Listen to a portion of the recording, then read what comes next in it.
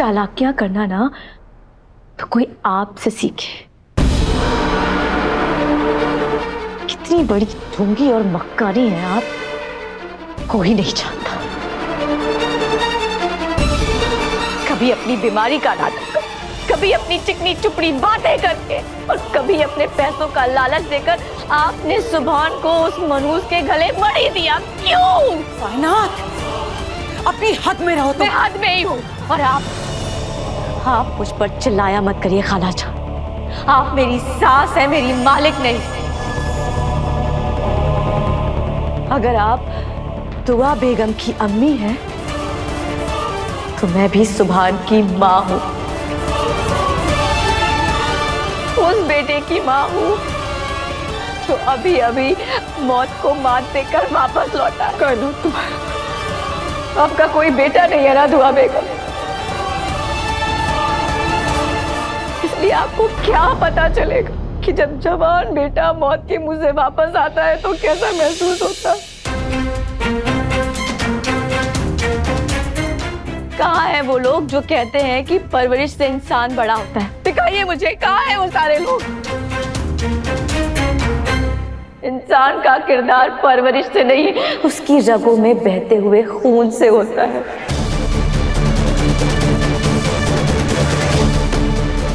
जो आज आपकी उस इबादत ने साबित कर दिया कि वो उस गजल का गंदा खून है। हाँ,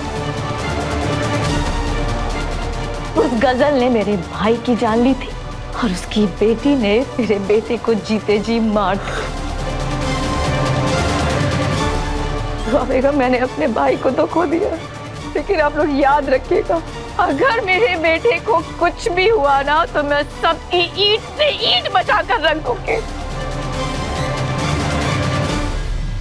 इसलिए बेहतर यही होगा कि जाइए आप और जाकर उस इबादत से पूछिए कि उसने फरहान को क्यों छुड़वाया। वो उस गुंडे पर इतनी मेहरबान क्यों हो गई थी, कि उसका इरादा क्या था, पूछिए जाके उससे।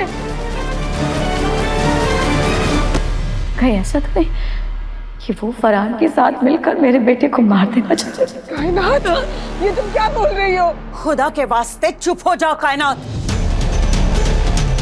अब क्यों चिल्ला रही हो तुम मेरी बेटी पर? जानती हो ना उसकी तबीयत ठीक नहीं है, और इबादत ने फरहान को जेल से क्यों छुड़ाया इसकी वजह वो पहले ही बता चुकी है। एक नंबर की झूठी है आपकी इबादत, मक्कार है वो।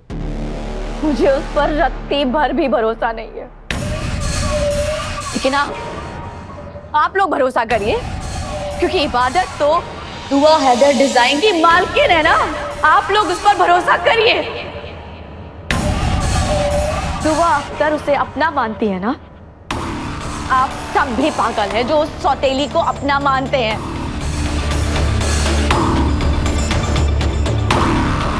आप इस दुआ बेगम की हिमायत करती है ना,